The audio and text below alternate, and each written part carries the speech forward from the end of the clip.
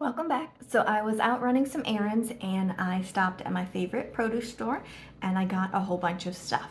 So this is the chayote. I have bought it several times, never actually eaten it because it was just daunting. It looks crazy. And then I also got some oob, and so I'm gonna try and grow this. The flavoring is pretty good. And then lastly, because I absolutely love them, I got cherimoyas. So that is gonna be my dessert.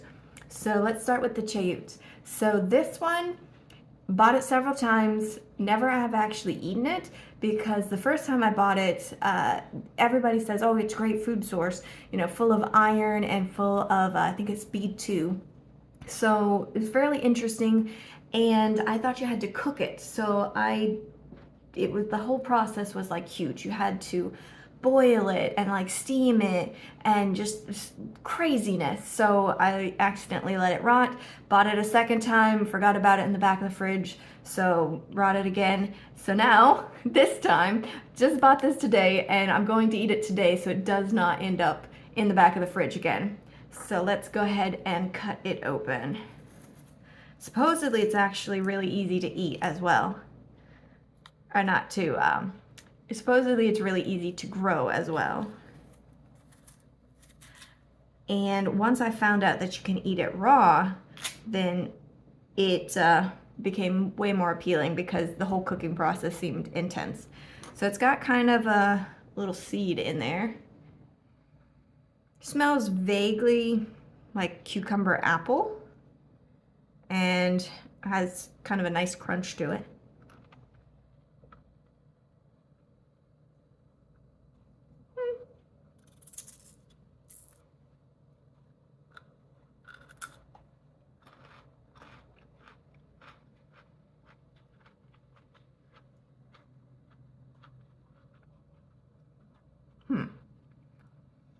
So it has that crunch like a cucumber or like a maybe watermelon rind, but it's very green. You know what it tastes like? It tastes like when you peel the stem off of broccoli and eat that. That's exactly what this tastes like.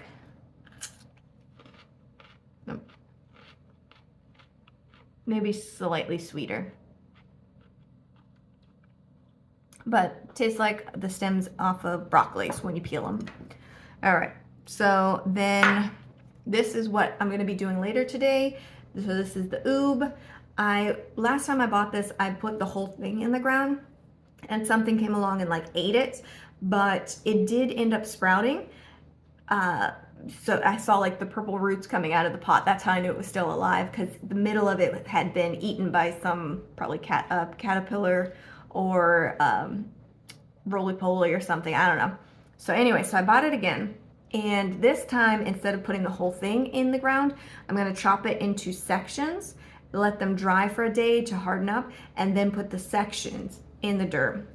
And I'll let you know if that works any better. And then lastly, I have this delicious cherimoya. And so it's related to sugar apples or sour sops, all of that, atemoyas. And what I like to do is they taste delicious, and then you can also grow them. So it's really easy to grow them.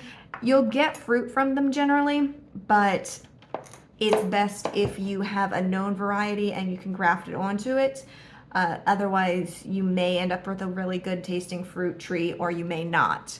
It's kind of a toss-up, but they do fruit pretty quickly when grown from seed, so you're not going to lose like years if you grew, say, citrus from seeds.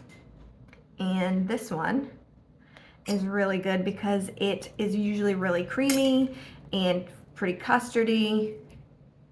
So let's try this one. This one is delicious. It's very sweet, very creamy, very vanilla, like almost ice cream. So this is a really good one. I have another one in my fridge, so I'm very excited to be eating these later.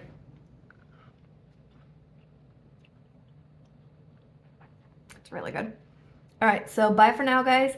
Hope you like this video.